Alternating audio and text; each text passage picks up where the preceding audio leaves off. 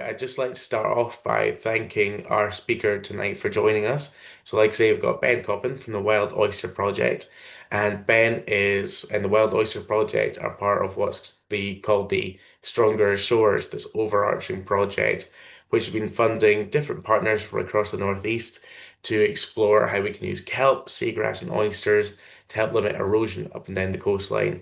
And that's where we get our funding to this webinar series that we've been doing over the past few weeks as well. So they fund my position as well as Marine Engagement Officer with the Durham Wildlife Trust. So we've been bringing partners together to run this talk series. But I'm going to leave it Ben to talk a little bit more. I'm sure he's going to mention Stronger Shores at some point through his talk. So I'm going to hand it over to yourself just now, Ben. So thanks again, Blair, and thanks again everyone for joining tonight. My name is Ben Coppin, and I work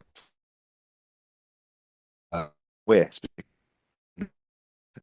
as well, but we're specifically on type trade and engagement officer, or just like marine scientist short. And I say there's two staff on this one. Myself, working with the public, and my manager Ashley, who is the technical lead from an ecological perspective as well on the project. Had quite a bit of overlap with the project over the years. I first started as a volunteer with them down in Sunderland back in 2000, I think 22 it was. And then I joined the project originally in 2024 as the lead role covering Ashley's maternity leave. I was on it for a year, went away, and then was back in my previous job, which is working with civil service, and then saw a position come up working as this, came over last year, and here we are. And here we are now, really. So as I say, we are funded, as Blair said, by Stronger Shores, whose logo you see across the top there. Stronger Shores is funded by EA and DEFRA money, and it's managed by South Tyneside Council. And I say they are funders and have been for the last 2 years now. Before that, we were funded by the People's Postcode Lottery. But as I say, Stronger Shores are benevolent funders right now, which is very, very much appreciated, and of course, putting on events such as this. I myself work for a charity called Groundwork Northeastern Cumbria, who you see in the top right just there. Ground and I work in sort of environmental, sort of grassroots and community sort of environmental approaches and things, sustainability, warm homes, that sort of thing, supporting communities to be empowered to work with the environment. We're also partnered with the Zoological Society of London, who you see in the top left just there as well. So I said the Oysters Project is a partnership between Groundwork, ZSL, who are managers as well, and funded by Stronger Shores. So that's a brief introduction. So if I move on and hope this will work. Grant, as I do shout if anything's not working there, but my first slide will say, what do you know about oysters? So yeah, little question to start you off with. I won't answer it quite yet, but you'll have heard of oysters for sure because they're pretty well known. Perhaps people joining a wildlife trust talk in the evening probably know a little bit more than most people, but yeah, have a little think and holding your head. What do you know about oysters? What are they? Where do they come from? What sort of animals are they? Are they animals? Are they something else? Who knows? I always think it's funny with this because if you go on AI, for example, and ask them to show you a picture of an oyster, it will show you something sitting on a plate, for example, or alternatively on WhatsApp, if you use the wee little emotions emoticon things, you look for oysters. I had trouble finding one when I send them to people because they're not under animals, they're under food. So it goes to show what people, the wider public thinks about oysters or how how they're considered. But I want you to think, what do you know about oysters and that sort of thing. So just that for now, hold that. And then moving on to the next slide, go to the sea itself, the whole marine area. What does the sea mean to you? Again, just something to hold in your head. It can mean a lot of things to a lot of different people.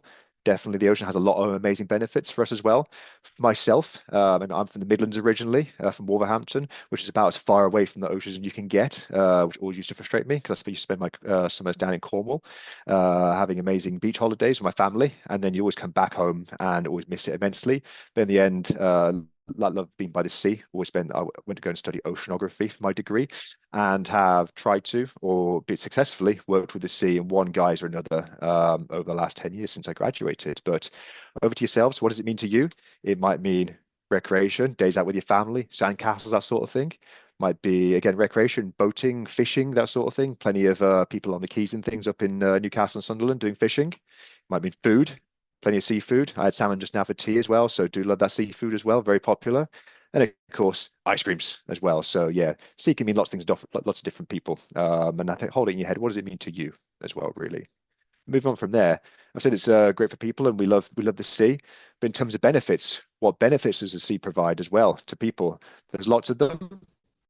Some so in no particular order, the Earth helps control Earth's temperatures. So you might hear that the ocean absorbs a lot of the heat that we produce and a lot of the heat in the air in general and helps regulate the temperature of the Earth. If it wasn't for the sea absorbing that heat, it would be a lot warmer place. So it's like a giant air conditioner, really, that keeps us stable. The ocean also makes more than half the oxygen we breathe. So taking a breath and then another one, and that second breath was provided entirely by the ocean. That's due to the plants in the ocean, chiefly the phytoplankton as well. Uh, Oceans, of course, give food to millions or billions of people. The vast majority of the Earth's population of people lives by the sea, and fish, seafood, all sorts, all provided from the ocean, for sure. Oceans help people earn lots of money. So marine industries, transportation, fishing, all things, supply chains, construction, all things linked to the sea, energy supply as well, oil and gas platforms, that sort of thing. And also moving on from there, home to an amazing mix of animals and creatures, ecosystems. I think a few stats recently, but I think some like 3 trillion individual fish are estimated to live in the sea. And I think more than 90% of the world all from the ocean. So yeah, definitely hugely significant from a natural perspective as well. Also cultural, many places to swim, surf, dive, all sorts, and celebrate traditions. And also as a more novel thing, they can use to help with medicines and things. You hear about new novel treatments and things made from say, seaweeds and things. You might hear talk about jellyfish that live forever. Maybe thoughts about how they can reverse anti-aging process based on jellyfish.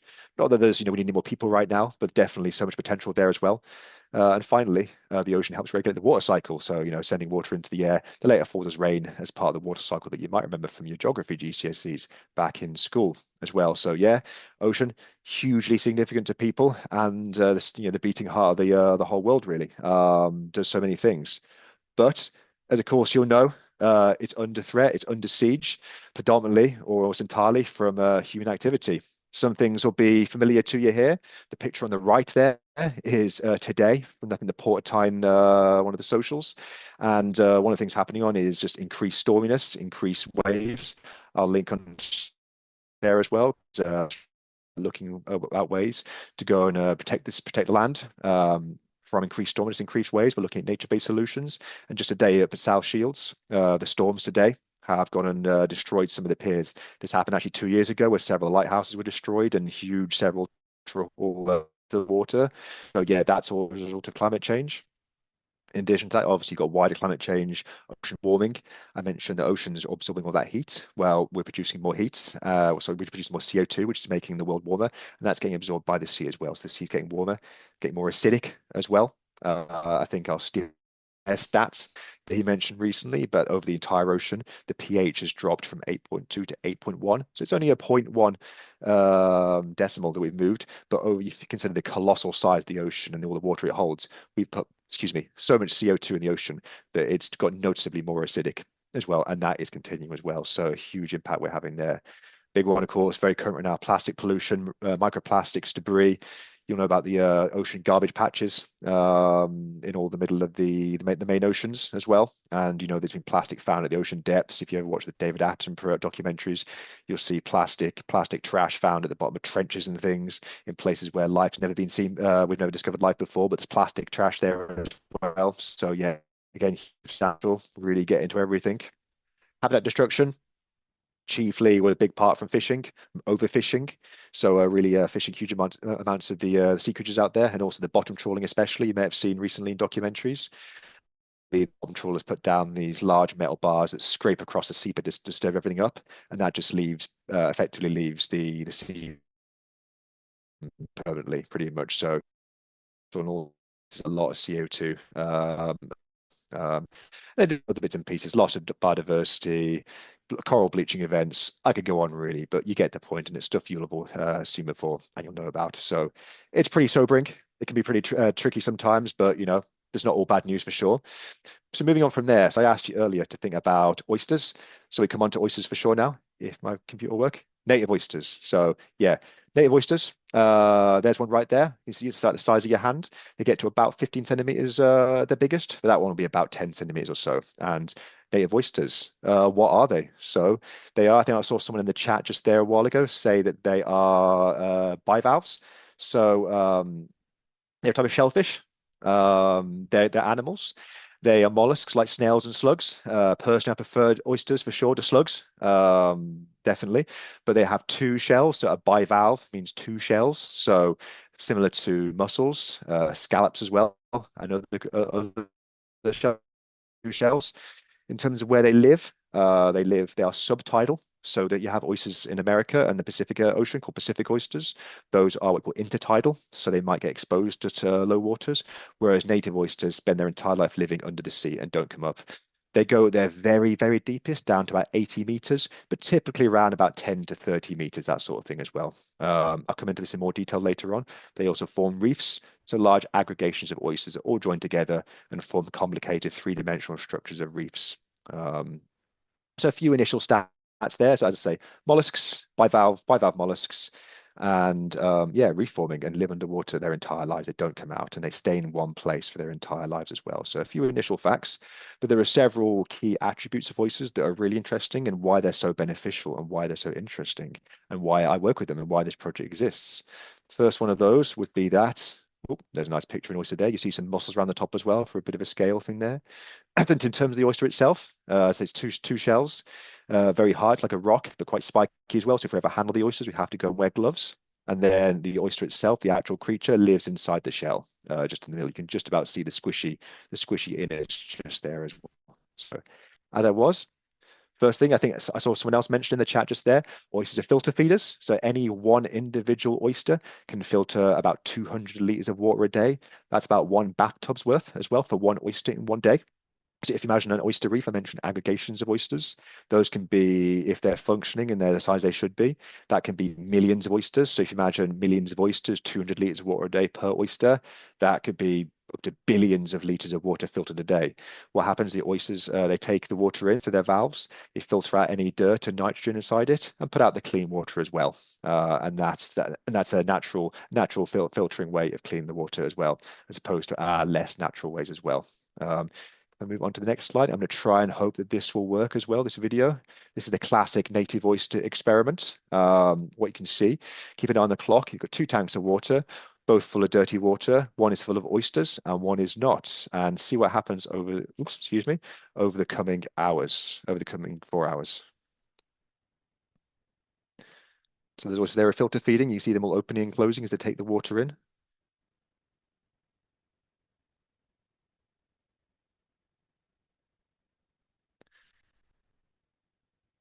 They don't open very wide either. I was always surprised when I first saw oysters. They're not wide open. They open by a few millimeters, maybe about a centimeter max. And often they'll close down straight away as soon as they sense some danger. So often we take them out of the water and they'll shut straight away and shut, which is what they should do really as well. You can see people just there, but not, they don't gape open for sure. But what you can see within about 4 hours, they've cleaned that water significantly. So it's completely stripped of all the dirt now as well. Sometimes when I work engagement events with the oysters and bring them along for people to see, I have to keep swapping out the dirty water for the clean water so people can see them in action because they keep cleaning the water as well, which is not what I need for demonstrating this point really, but it shows how effective and efficient they are really cleaning the water as well for sure. So from there, move. Oh, well, actually, one thing people do always ask me, they always say, "Oh, can you drink the water?" I'm like, "No, it's still salty water. Still salty. It will still kill you if you or poison you if you drink it. However, it's stripped of all the toxins and all the excess nitrogen as well. So that's the oyster's fantastic filtration abilities. Next one, you would have glimpsed just there, is they create habitats for other living creatures. So I mentioned oysters. They form reefs. So classically, a reef, you associate that word most likely with coral reefs in Australia and the Great Barrier Reef, which is what you can see in the top left just there. Once upon a time would have had oyster reefs, so massive, large structures, huge, extensive, that were based fundamentally at their core on oysters. So oysters are an ecosystem engineer or a keystone species. So they're the species that forms the basis of these reefs. And what happens is when an oyster spawns, it releases its larvae as a plankton into the water column. Those larvae float around the water column. They're attracted to existing oyster reefs chiefly, and they'll settle down. They'll land where they are. I say ideally on other oysters. They'll stay there and build up in Grimbaker and spend their entire life there until they eventually die and fall apart. The oyster itself, the creature, will decompose quickly, whereas the shell remain there, fall apart. And what will happen gradually over time is you'll get these large aggregations formed chiefly of oysters, live oysters, and dead shells, and other similar material as well. You can see in that picture at the bottom there, there's broken up rocks, other shells and things. And I say these form these big structures with like inlets and crevices and all sorts that other creatures can live around. You have crabs and lobsters and things that can hide in those. And most interestingly, they can be used as nursery areas or spawning areas for fish. So fish can use these to hide away from predators, and young fish to spawn, and then young fish can hide amongst these as well. And then, of course, where you have small creatures and young fish will attract larger creatures, and larger fish will try and predate on them as well, in addition to all the sort of marine plants and algae and sea kelps and seagrasses and things as well. So all these things will spring up around the oyster reef. And if it wasn't for the oysters, they wouldn't be there really as well. So hugely substantial, and there's a lot of potential things to grow around them. As it always surprises me that when you think of reefs, you think of these bustling, thriving marine ecosystems associated with Australia and the southern hemisphere. But we have these as well, just formed as something completely different, not a coral reef, an oyster reef. So there you go. Moving on, and I said ecosystem engineers. A few more pictures there. Top one, as you can see, is a picture as imagined. The bottom one is a real picture, and you can see plenty of oysters sitting there amongst that, and all these different shapes and sizes around them, all these different creatures and plants as well, as part of a thriving marine ecosystem. I mentioned as well the baby oysters. They go through the water column as larvae. When they settle down and land, we call them spat as well. So that's just the name for when they settle down and stay in one place. Usually, yeah, ideally on top of other oysters, but also sometimes rocks and things, other loose shells, anything suitable really as well. It's thought that actually give off a certain sound that you can't or the people can't hear, but can be detected by the oysters through the water. Similarly, they also give off a certain biosignature. I'm not entirely sure what that is, so I should maybe check before I talk about them. But I think it's something that the baby oysters can sense that attracts them to existing oyster reefs that helps that reef grow. And as I say, an oyster reef is built upon multiple generations and subsequent generations of oysters. It's thought that in the North Sea, I believe the oyster reef would have been about 3 meters tall, whereas now they're not there. But as you can imagine, 3 meters worth of oysters built across hundreds and hundreds of years of all these collapsed shells and things would be quite significant as well, quite substantial. So moving on, definitely relevant to stronger shores here. They can help combat climate change and stormy seas. So, as of course you know, with climate changing, big storms, once in 50-year storm events getting more and more frequent and stronger as well. I had that picture at the start of the seawall at South Shields just today, getting blown apart slightly, which can be very expensive. The council and the ports to go and fix. And the idea is that oyster reefs, if these form these reefs out at sea, maybe up to 3 meters tall, sometimes more in other places in the world as well, they'll effectively form these large structures, as you can see on the top left just there, which might act like a breakwater as well. So you imagine you might have heard of like sort of concrete breakwaters. This is like a hard engineering or a grey engineering. These are very expensive structures. And what will happen is those being at the bottom on the seabed will effectively disrupt the wave energy as the waves travel into land, and therefore by disrupting the wave, it will help dissipate some of its energy and mean the wave hits the land with less impact and less damage. So you don't have seawalls and lighthouses being destroyed. Um, if they're man-made, those structures, they're made of concrete. They degrade eventually. They're very expensive. Concrete has a very big carbon footprint as well. So all pretty destructive and not very nature friendly and not a nature-based solution. Whereas oyster reefs are substantially cheaper. They're self-replicating. They have all those other benefits we talked about as well. And they're a nature-based solution to climate change. That comes back to stronger shores. Looking at nature solutions to climate change. Certainly, concrete seawalls, whether on land or at sea, don't filter water and they don't provide much in the way of biodiversity benefits or nursery areas for young fish either. They can do if designed in a certain way, but they're not a patch on real oyster reefs as well. So, three very big, really key benefits of native oysters, both relevant to the marine ecosystems, also to us, and also those two things are linked as well. These things can't be looked at in isolation. But those are three sort of key things we always look at. In addition to those, oysters have lots of really interesting benefits that are all coming in order just there. So lots of cool facts. Oysters in the UK or in Europe, the native oysters, the European oysters, they don't make pearls. So these oysters, they're called true oysters, whereas the oysters that make pearls, including pearl oysters, they're called feathered oysters, and those tend to be over in the Pacific Ocean as well. Those pearls are made from deposits and detritus that the oysters store, and basically wrap in a sort of lacquer, the sort of mother of sheen sort of material you see, and that forms a pearl. But our oysters do not make that. I think it's extremely uncommon. I've certainly never seen one as well. So, and it's something people often think, right, fairly so, but no pearls over here at all. In addition to that, oysters, they usually live between 6 to 8 years, but can be as much as 15 years as well. Um, Average 6 to 8. I mentioned earlier, they get to about the biggest, about 15 centimeters across, but we tend to see them around 10 centimeters as well, the oysters that we have. Oysters, they're what you call a protandrous hermaphrodite. I won't test on that one, don't worry. But it means they change between male and female throughout their entire lives, depending on the spawning season as well, or where it is in the year. They spawn every single year, and each oyster will produce approximately, I think, between 1 and 2 million individual larvae every year. And those are the ones that are released into the water column to fly around and hopefully be attracted to those other oysters and those reefs, as I mentioned earlier. So yeah, if you imagine, as I said, millions of oysters in a reef. Each of those is releasing millions of larvae. That's trillions of larvae potentially being released into the water column, and a huge potential for oyster reefs to keep on growing, or to grow as they are really as well.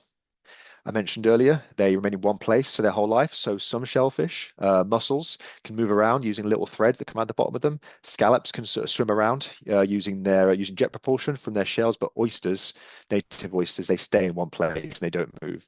If they are moved, such as we would me for our work, it doesn't kill them by any means at all. They survive. They're perfectly fine. They'll just never stick themselves down again naturally as well. So that's important to take into account when we're trying to work to restore them. They're also omnivorous, so they eat both plant matter and organic matter as well. Animal matter doesn't matter really. They don't have brains, teeth, or eyes. I don't believe they feel pain. However, they do have like a nervous system called a ganglia, I think, which is how they react to external senses. So if they feel crabs coming along or being removed from the water, such as what we do in our project, they then go and sense and they shut down, ideally as well. Finally, his interesting point is people often ask about their carbon storage or carbon sequestration abilities. Oysters aren't particular carbon sinks. I would say they're not. I wouldn't say they're used for carbon, drawing down carbon, whereas they do calcify some carbon from the seawater and to make their shells. That process also produces carbon dioxide, so they're effectively carbon dioxide neutral. However, one thing they do is they denitrify the water. So there's several mechanisms for this. I won't go into them here, but they strip nitrogen out of the water, which could be from eutrophication, or sorry, to stop eutrophication, such as from farm runoff, and also from sewage as well. They take the nitrogen out of the water and other detritus as well and other particles and store those in their shells as well. So the nitrogen cleaning aspect is really beneficial for them, and that can stop a process called eutrophication, which is when excess nitrogen in the water means that algal blooms happen and strip all the oxygen out of the water as well. So oysters are really beneficial for that as well. So lots of different points. And a lot of it comes back to those three major things I talked about earlier: their reef building, their water filtration, and their coastal protection. So, say lots about oysters there, all really interesting, hugely beneficial creatures. Moving on from there, so they can help people too as well. So you might have guessed about some benefits of oysters based on what I mentioned there. But going on from that, oysters you might call, oops, excuse me, superheroes of the ocean as well. So as I said, if you have those reefs with creatures all forming around them, creatures living around them, massive benefits of biodiversity and habitats and all across through the sea. Increased fish means that increased food for people, supports jobs, supports fishers, supports ports and just recently in the UK, there's a talk in Europe as well about mackerel numbers going below sustainable levels, despite mackerel being plentiful prior. The history of cod is a big one as well, especially in Canada, in the North Sea as well, and some of Europe is a big one as well. So definitely a healthy sea, which can be facilitated by oysters, can mean lots of jobs for people as well, and coastal coastal communities and livelihood support as well. I mentioned cleaning up the sea. Um, in the UK, sewage and sewage leaks from the water companies, you'll know, is a huge problem and very pervasive and very difficult to sort out. ultimately, despite solutions such as finding water companies, if we were going to go and basically replace all the sewage infrastructure as it needs, really, because it's not really fit for purpose, that would cost billions and billions of pounds, extremely expensive, and would mean like uprooting all the infrastructure in the country to do that. Whereas oysters can do it for free. And 200 liters per oyster, and also they store all that muck in their shells as part of their shells, and it becomes inert. So that's definitely a huge benefit there, and a reason to invest in oysters and give jobs to people who restore oysters as well. So yeah, definitely some great benefits there. And as I would go back to reiterate, if you had oyster reefs that were self-sustaining and self-building, they'd be much, much cheaper in terms of protecting the coast from these increased storms than huge, expensive ice or grey engineering concrete projects such as seawalls as well that need replacing every couple of decades as well because they break down as well. So definitely nature has the solutions, these nature-based solutions, rather than what we traditionally use. It's just a case for us to go and investigate these, understand how they work, and get an idea about what to do with them, really, as well. So I say so many benefits from oysters there. Really, really interesting creatures. Moving swiftly on. So oysters, really interesting history. One of our favorite facts we like to go for. You'll see on the map left, this is what's called Olson's Piscatorial Atlas from 1883, and it's the sort of the most complete set of data we have on historical distribution of oysters in the North Sea. The big clumps there, all highlighted in yellow. For anyone who might be colorblind, I can't see that. That's these areas just here, all on the coast of Syria and all the way along the coast in the UK as well. So a big area in the Netherlands and Belgium, but all the way in the inland seas as well, throughout most of the UK as well, all to Scotland as well. Our go-to stat is that there was once an area the size of Ireland, all of oyster reefs in the sea, whereas now they're verging on unknown. And so if you do see oysters in restaurants, they use the Pacific oysters. Those are invasive and or imported, or grown here as an aquacultured resource as well. Whereas once we had these ubiquitous oyster reefs, they were basically consumed and fished en masse. I will get to that in the future, but definitely the oysters are a huge part, or were a huge part of culture all around the coast as well. Lots of interesting history going back centuries or even millennia. Historical records show oysters in Northumbria during medieval times, source of Lindisfarne. So Lindisfarne, anyone doesn't know, is further up the coast from Newcastle on the way to Scotland. In 1381, oysters were apparently transplanted up and down the coast, including from the Firth of Forth. And there's been records of natural oyster beds. In the 17th century, the oyster trade was thriving. You can see the picture in the top middle there. And if you Google at some point, look oyster fish. There's plenty of old pictures, like you see in the bottom right there as well, of markets and things around the country, especially down in Essex and others as well. In the 19th century, it's thought that more than 200 million native oysters are thought to have been sold annually on the London markets. Even the population was under 2 million. So back then, it's thought that the oysters were effectively a cheap, plentiful source of protein for the average person. They were a bit of a sort of peasant's food back in the day, really. Even though like we obviously know now that oysters are very healthy, plentiful source of protein as well. So because of this, the oysters are basically fished to extremely, extremely high level as well. Um, Other references throughout history up and down the coast mention oyster beds in the northeast, particularly. And also, oysters were deeply rooted in northeast culture as well. So, in the 1860s, Tynemouth had an oyster saloon, and South Shields hosted a fish market specializing purely in oysters. So, all around the northeast and Tyne and Wear there. In Newcastle, we have an oyster shell road, which takes its name from oyster shell top right hand corner there, which was supposedly a building clad entirely in oyster shells and apparently reflected the light accordingly as well. There's also like as a Geordie folk song. I'm not going to find it, but it's called the Oyster Weiss Petition, which does naturally reference oysters as well. Also, going much further back, there are archaeological digs across the region. The picture you spot middle there is of a Roman dig. That was from the Humber. But there are other sites in South Shield as well, highlighting a long-standing tradition of oyster consumption, transplanting and moving it around as well, and all that. So definitely a long tradition. As I say, thinking back to what your first thoughts on oysters were earlier, as I say, they're probably a bit of a thing for rich people in fancy restaurants, whereas the oysters were sort of widely consumed by everyone, especially the average person back hundreds of years ago and thousands of years ago as well, really. So yeah, definitely quite a change now. Again, another go-to stats is back in the day, oysters were four for a penny. whereas now they're probably a couple of quid per oyster and definitely a gourmet sort of fancy food. So definitely quite a change as well, for sure.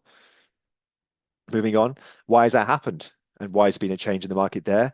And also, where are the oysters? You might be asking. They were once well known and now they're not. And the reason is that 95% of the oysters in the sea have all died out. So it's estimated less than 5% left. And especially in the Northeast for sure, there's no known reefs, whereas those reefs were once really common, they're now all but gone pretty much as well. Several reasons for that. The main ones is overfishing, because I mentioned them being fished and en masse. The oysters were taken and taken and taken and taken until there were none left, pretty much. So where you once had those thriving oyster reefs, you now see barren seabeds such as this as well. That's the main reason. Other reasons include invasive species. So the Pacific oyster, what you see down there, those are more, I always say they're ear-shaped, whereas native oysters are more rounder. Those have been brought in, like a lot of invasive species, by accident, but they're also cultured in their own right and are an aquaculture resource and are important to several businesses. And oyster culture farm in Holy Island. Also, some diseases and bacteria as well that are specific to oysters as well. Those and the invasive species, those are more common down south. However, do spread more with water, so it's expected that they will move further and further up the coast. That's something we may have to deal with in the future as well. You have the likes of diseases such as oyster herpes virus or one called Barnamia, which is very tricky. And I know some oyster restoration projects do use Barnamia resistant oysters, so that's something to keep an eye out for as well. Another last thing is tricky weather conditions. So often with a lot of marine species, if you have overharvesting, they can bounce back. However, if you couple that with very difficult winters, usually very cold winters, that can be really damaging to the stock and hamper their bounce back. And that happened during World War II as well. So some very, very cold winters, a bit before I was born. So I'm told I'm told this is the case.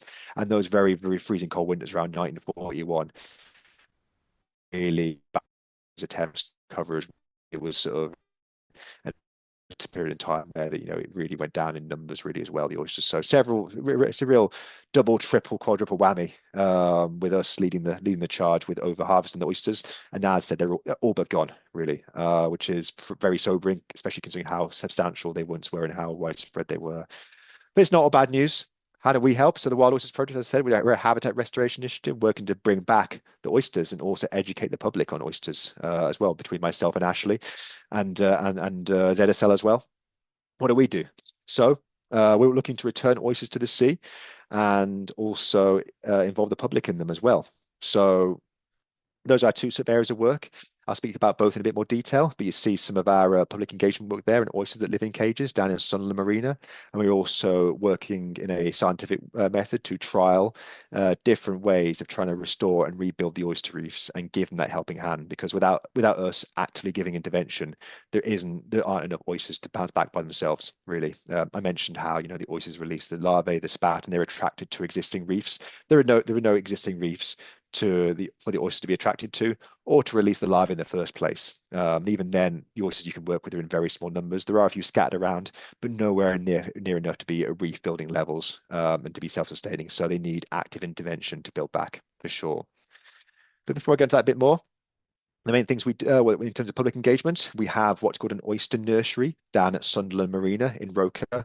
Look out for my contact details at the end of this presentation. Give you my email if you would like to come down and visit us and have a go at some oyster surveying and be an oyster surveyor for the day. But what an oyster nursery is you see lots of cages, in this case 30 cages of live native oysters that live in those cages there, sorry, and those live below the pontoons. You look on the left picture just there, we have 30 cages hung from special they hang from those, and each of those cages can approximately 30 live oysters in little sort of compartments. So they have a square cage you see in the middle picture there. Within that square cage is housed what we call like an oyster hotel, which is sort of three cylindrical sort of setups of columns, each of the individual little rooms in for each oyster, and each one of those holds one oyster. And you can just about see each oyster just there in their own little rooms. So these cages have been battered a bit over the years, but they're about 5 years old now, and they have done very well and are serving us nicely as well. So those are oyster cages. So as I said, in each of these, about 30 oysters.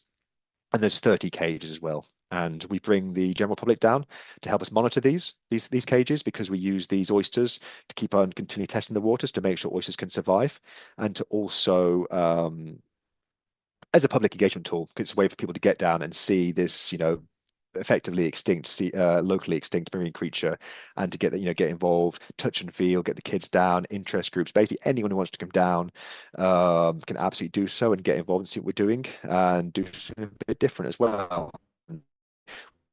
Volunteer, that actively, if you group a corporate group, any groups want to come down, the more people get down, the better, really, as well. So those are our oysters there as well. We also use those as a source of larvae. So every year the oysters will spawn, and those larvae are washed into the wider area, and we hoping of seeding our other oyster reefs as well. So those are our nurseries. And a bit more here. We do also do biodiversity surveys as well. So we use specialized nets to go and try and lift out any marine creatures that are. Someone in this chat said there's Tees Rivers Trust do that as well. Yeah, they're under the same. They do something very similar, and they do. What am I saying? I was trying to thought there. Sorry. Under the same funder and do something very similar with the oysters as well. It's exactly the same sort of thing. You're right. So we do our biodiversity surveys here, and that involves using a big net to take out any sea creatures with difficulty sometimes.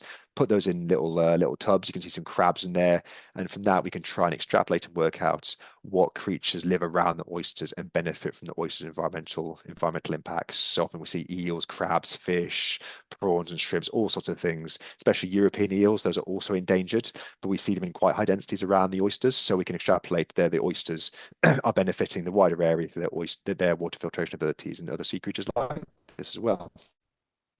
Long-term data this has been running about 4 years now, and I think we found something like 86 individual different species hanging around the oyster reefs, and in the vicinity of 80,000 individual animals as well. So quite substantial, all found around 30, well, about 900 to 1,000 oysters, depending on the season as well. And of course, thousands of people have come down to visit them as well and see them, and you can too. So examples there, some things we see all straight out the net, all around the oysters. Prawns, fish, eels, lots of crabs, plenty of shore crabs, starfish, oops, shrimps as well, and various fish as well, bits and pieces. And of course, eels, some massive eels, pipefish, and lots of rare fish as well. It's always nice to see something new and have people see it with us as well. Just a quick slide, just here locations across the UK and Ireland of all the different oyster restoration projects that are happening right now. So we are, I think, number 8, Wild Oysters Tyne and Wear, as you can see there. We've also got number 7, which is our sister site in North Wales as well. Not much more to add here, just examples of the work and investigation that's going around all around the country. And these can be all tied together by the Native Oyster Restoration Alliance, or NORA. So we had a conference back in November, and everyone comes together to share lessons learned and advice on how to help restoring oysters, really, because it's all pioneering, it's all brand new, it's all difficult, and it's all can be, have a lot of failure sometimes. So it's all working out how to go and bring the oysters back, and there's lots of projects all working away at this as well. So just quickly, in terms of our attempts to try and rebuild oyster reefs, a quick whistle stop tour for this one because this is our first attempt back in 2023. So before I joined the project, and this involved dumping, placing 10,000 loose native oysters. These are brought in from Scotland, in Stranraer, which is in Dumfries and Galloway. And these are brought in because those are natives and those are naturally harvested. And they were placed off the coast of Sunderland in Whitburn Bay. And they were placed on a bed of what we call colch. Colch is a mixture of scallop shells and gravel. The scallop shells are cleaned and the gravel is terrestrial, so it's all clean and no risk of sea contamination. 750 tons, that combination, was placed in the seabed. You can see using that large ship there. That was used to modify and improve this bed for native settlements. And then there's 10,000 natives are placed following cleaning by volunteers for biosecurity reasons, meaning there's no contaminants on them or no invasive species. And they were placed on those, on top of that, as an oyster bed in a 25 meter by 25 meter box. Unfortunately, very unfortunately, I mentioned the increased storminess. I think it was Storm Babette hit at the end of 2023, almost right after this work happened.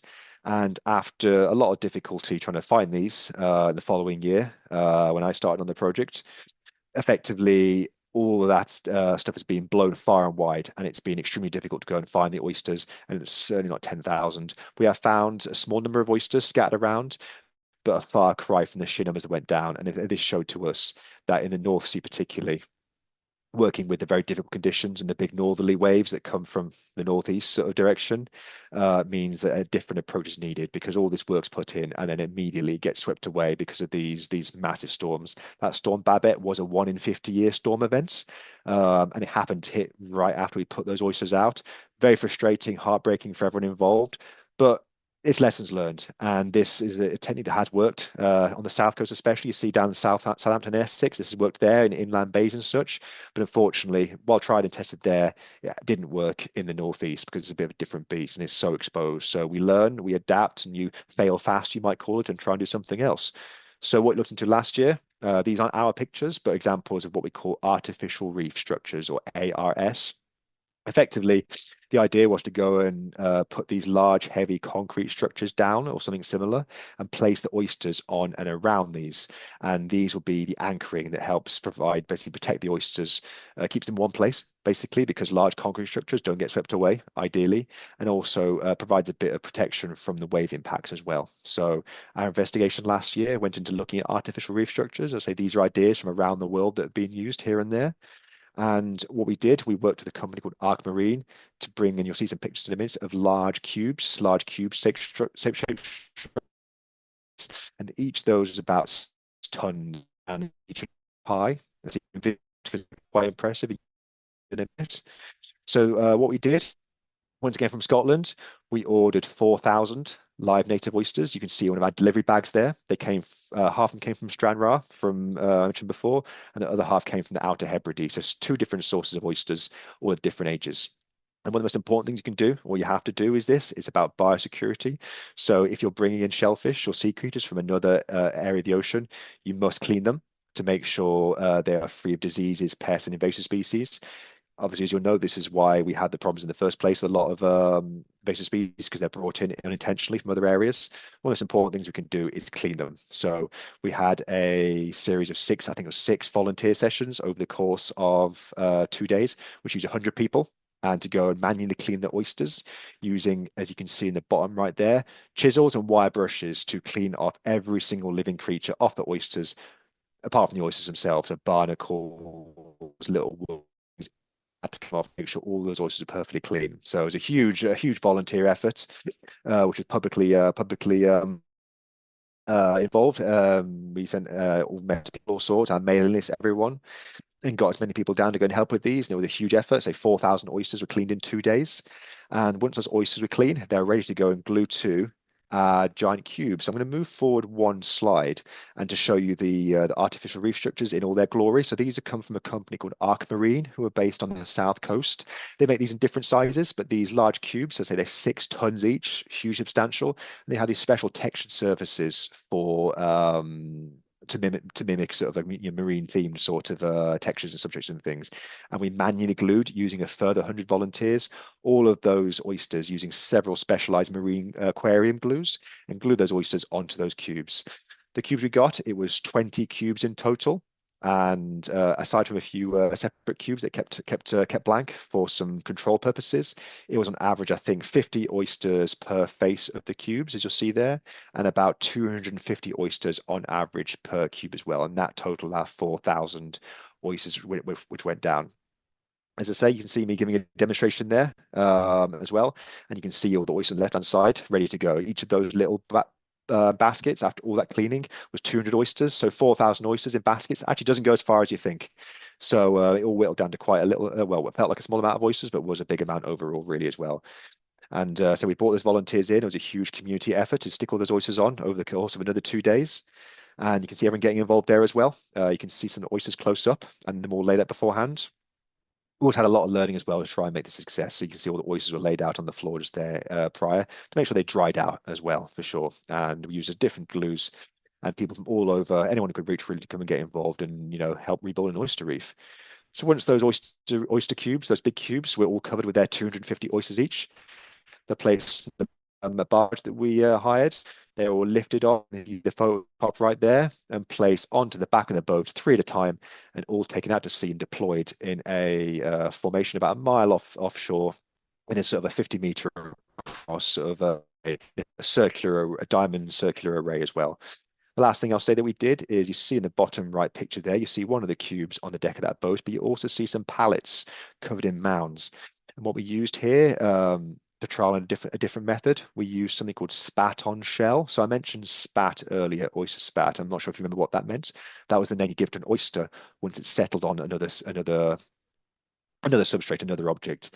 In this case, we ordered in several tens of thousands of oyster spat on shell, which were settled onto scallop shells, loose scallop shells, which have been artificially seeded within special tanks. Those are brought in from Scotland as well. And we had several pallets worth of those. All those spat on shells were all scallop shells, and they were in special biodegradable bags. So nice and easy to go and deploy. And those, once the cubes are placed down, those biodegradable bags full of scallop shells and full of oyster spats on those shells were all thrown overboard as well, all in the middle of the array as well. And the idea is that those oysters will grow. They'll be protected by being contained in the bags, protected from predation, protected from crabs, which are an issue. And we do expect large amounts of predation to be to happening while the oysters are small. While they've got quite soft shells, quite easy to crack open. But we're hoping the sheer amounts of baby oysters will help that as well. Also, eventually, when the bags do break down as well, and also the oysters fall out, hopefully they'll be bigger and more resilient as well, and help all building to be building that reef. So, as I say, that all happened in autumn last year, and we're yet to see much yet as well. We had a camera down at the end of last year, and they're covered in crabs. Lots of crabs moved in, as you expect, really. You expect more to move in as well. So we'll see how it goes because we plan to go out for a more substantial series of video trials and video surveys later in the year. We have a special video recorder called an ROV, or a remotely operated vehicle, which we get to trial. So hoping to take that quite soon, and we're hoping we'll see some good stuff as well. These pictures here, these are not ours. However, these are the cubes that we've used or very similar ones, and we're hoping it will look something like this. Or not right now, but in time, or these will be with oysters covering the cubes, and also lots of marine detritus shells and bits and pieces all around the base of them. And hopefully these cubes will stay in place. That was all mapped and analyzed beforehand and considered, and be the starting point for a new reef. And so you never know how these things go. It is all trialing, it is pioneering, and this was the first attempt in the UK. To combine these large sort of structures combined with active habitat restoration as well. These things have been done separately before as well in different ways, but this is the first time it's been combined. So we're waiting for lessons learned, waiting to see how things go, and we'll keep on learning. And we were looking to try and do more oyster work this year as well. So as I say, if you do ever want to be involved in the project, either in active oyster restoration work or volunteering, or also visiting our marinas as well, do let me know on either of those emails. I'll leave this up for a minute if you'd like to write those down. Alternatively, I'm sure you can contact Blair as well through this talk being organised as well. But I say we do run public volunteer sessions every Tuesday in Sun La Marina, limited to 15 people. They do get filled up very fast, so do let me know. We can make it work. But we do separate sessions as well for corporate groups or interest groups, or basically anyone more than 5 people ideally, really. But we want to facilitate getting people down there and seeing the oysters and experience them for yourself, really, because they're all but locally extinct. So we want to really tell people about them, get everyone excited about oysters as well, or involve people in their restoration work, because it's I think for us, making it community owned, community ownership is really really important for our work. But I think that is me just there and all done. So what I'll do is I'll stop sharing my screen and I'll hand back over to Blair, I think, with any questions.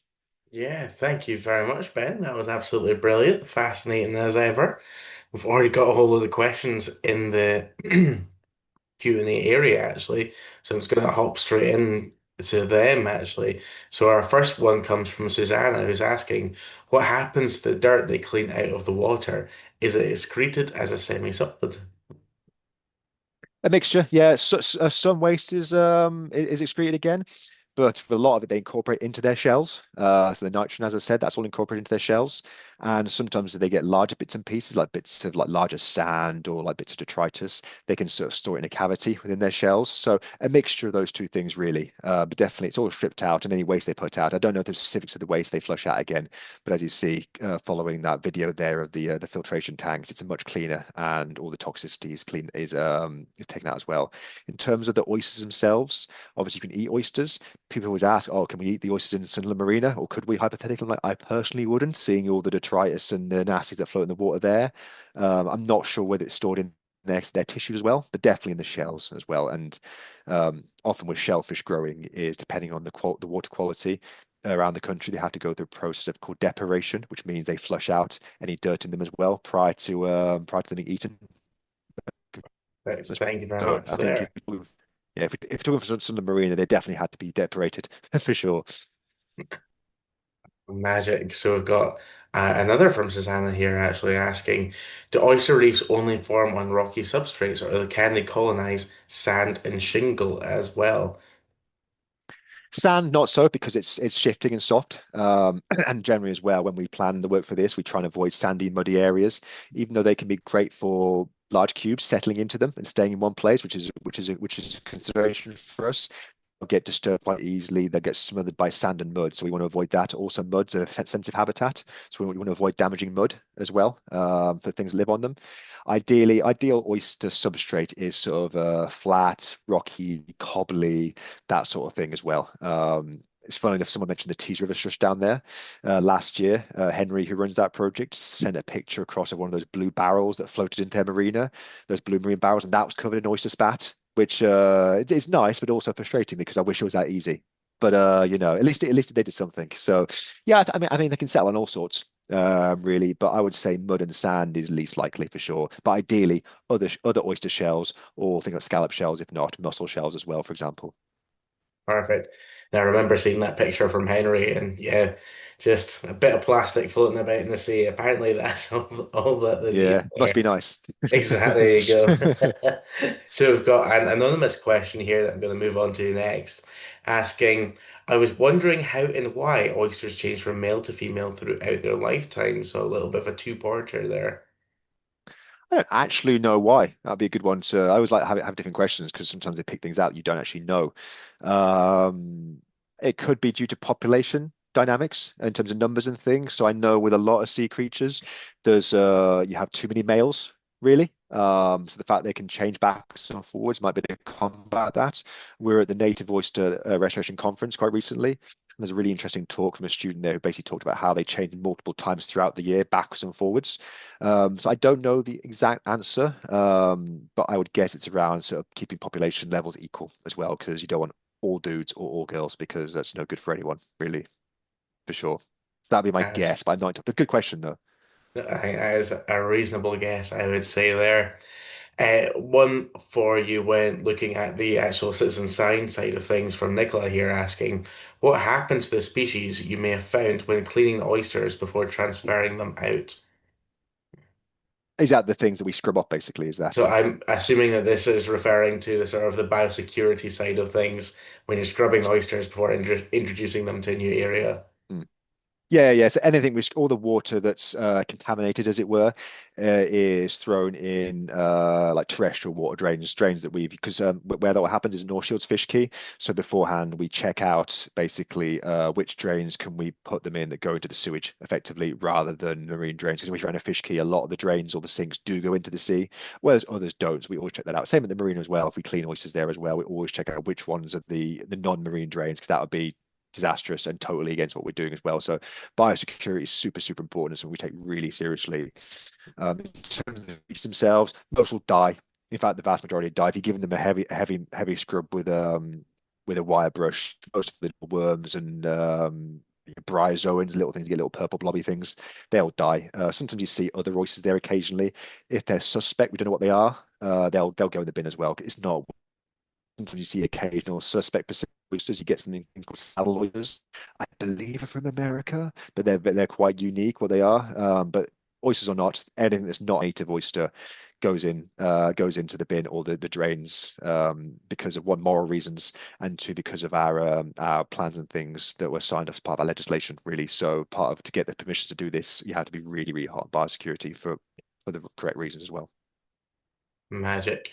Now, another one here from Isabel Taylor asking, what is the non-native oyster and is it outcompeting the native one? It is, yeah, the Pacific oyster. That's your main one. Interestingly, it's like prior to this, I worked in the civil service in aquaculture policy, and the Pacific oyster has a bit of a tricky position. It's currently not supported. A new culture of Pacific oyster isn't supported, or at least wasn't a few years ago. Don't quote me right now because I don't work for them anymore. But while new culture wasn't supported, existing culture was as an important aquacultured resource in its own right, and is a source of healthy, cheap protein, more climate friendly than beef, for example, as well. In terms of competing, um, Pacific oysters are basically a lot more resilient. They spread more quickly and build reefs more quickly, and they move with the heat as well, with the warming waters. So they just establish themselves more quickly and they're more aggressive, as the case with a lot of invasive species as well, really, and seem to outcompete native oysters as well, which is very frustrating. But it's something we want to try and keep an eye on as well. So, we do keep an eye out for Pacific oysters and remove them if we do see them. We don't see many appear yet, but there are. I think there was a note about like I mentioned diseases. I mentioned that I think in the Humber last year there was an alert out, apparently a feral population, so a wild mini reef of Pacific oysters in the Humber had caught that disease quite concerning because I don't know that one, neither Pacific oysters or the Bonamia. But then Mm. with the increasing heat, I mentioned there being Pacific oyster culture in Lindisfarne in Holy Island. That presumably they will start to spawn naturally and spread once the the sea inevitably heats this far north as well. No, it's a little bit concerning, all that, isn't it? That just another one of the joys of climate change there in that warming world that we're Yeah. facing. So we've got one here from Alexis asking, how long does an oyster reef acting as a storm or a wave barrier take to build? So I'm assuming this is sort of a natural building up of the reef. But there's a second part to that question that looks at the cubes that you used and asking what type of glue was it that you used when you were creating those cubes. So maybe if you talk a little bit about how long it takes to build up that three-dimensional structure to begin with. Hmm. Answer the first question is, I don't know. Not done it yet. That's the short answer. But no, That's a but for fair real, we've answer. not done it yet. Yeah. And as it is, I mean, I mentioned in terms of funding, obviously, Stronger Shores and the Environment Agency, I think it's money towards all this. But in terms of all the projects they're funding, that sort of stuff, myself and Ashley working on this, we're only two part-time staff. And so it's not like it's like a huge giant investment. So we do what we can, but we can't work at colossal scale to do this. But like anything, the more you put in, the more you put down, the more difference it will make. Those big cubes go a long way to adding a lot of height and volume Mhm. to the oyster reef as well as protection. But in terms of how long it would take, I don't want to say it's how long is a piece of string, really, as my mom used to say. We put down like, tens of thousands of oysters in the past, or hundreds of tons of culch. It depends how much can you put in. And obviously, well, you can never guarantee these things work, or at least work in the way you want them to, because if it did, it'd be easy and not very difficult and I think you work in this, you truly appreciate how trying to effectively play God and create habitats from scratch in an environment, and I say environment, in a legislative environment, in a funding environment, it's often tricky and limited. Not Stronger Shores, obviously, because they haven't funded for years, but in terms of, funding windows and things, it will be tricky. So there's a lot of things that work against you.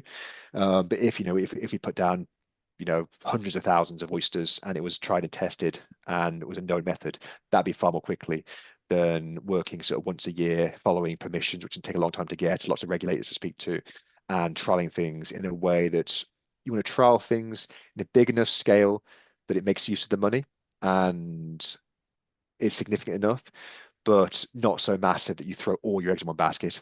If it doesn't work, it's a really tricky balance. So as I say, in terms of the first question, I don't actually know because it hasn't happened yet, but it's something we want to hopefully see how it goes on. I don't expect, I expect decades to be like truly substantial as well, and like a decent size. But it's hard to say really. I know those examples in the Humber and the Solent have had some success and feel that they've established, but I'm not sure to what extent yet.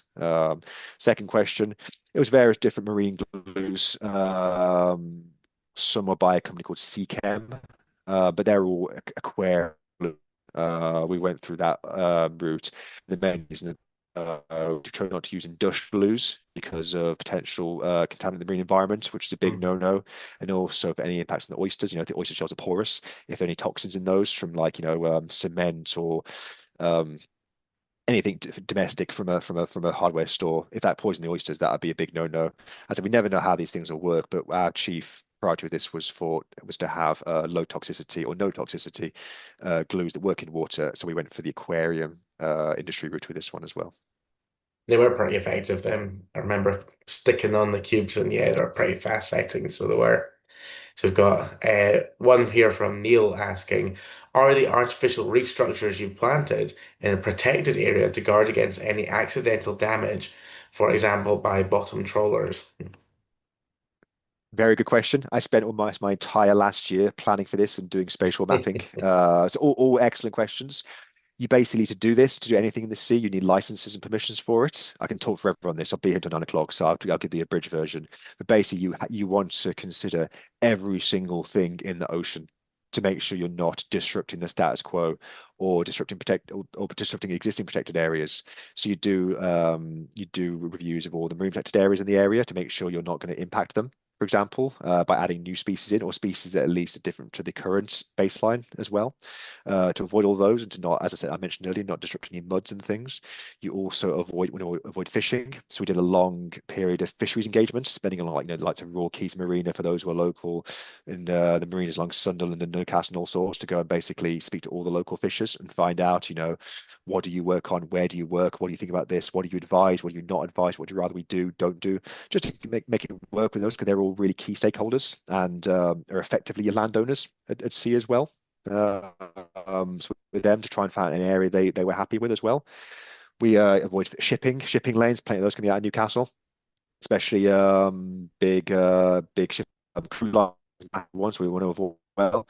And in terms of actually protecting them, you can't guarantee it. I'm aware of up and down the coast of like illegal scallops it's a total question mark for us that is and you've got to hope for the best really. For example, in terms of protection otherwise, it's one of the things you try and learn about really. You try and avoid everything you can, avoid recreation as well. That's another one, recreational uses as well, trying to avoid recreational areas. But there's only so much you can do to some degree. So you can map everything, consult with as many people as possible, speak to your licensors, speak to the fishers, speak to the port and harbour guys, get all those representative views. Do as much as you can to avoid everything, basically. But we never know what might happen, and that's what happened the first time round. Really, sometimes you can hit with something, and it's just back to square one, really, as well. So, yeah, that was a bit more than a short answer, but No, yeah. I think that's completely fair, and yeah, just keep an eye on them, and yeah, keep monitoring them. That's as best as we can really do there. Mm, So, definitely. going on a little bit here, so good to do a couple more questions, then we'll wrap it up because I realize we're already sort of past that 8 o'clock mark there. So we've got one here asking, let's have a look. Yeah, a little bit more of a sort of philosophical question almost. So if native oysters are struggling with conditions around our coast, so this is maybe projecting forwards into the future a little bit as well with our warming waters. But if native oysters struggle with conditions around our coasts, but non-native oysters can live in them, would it be better to sort of think forward and look at using non-natives instead of natives for restoration work? Thinking about sort of those benefits that they provide our coastline.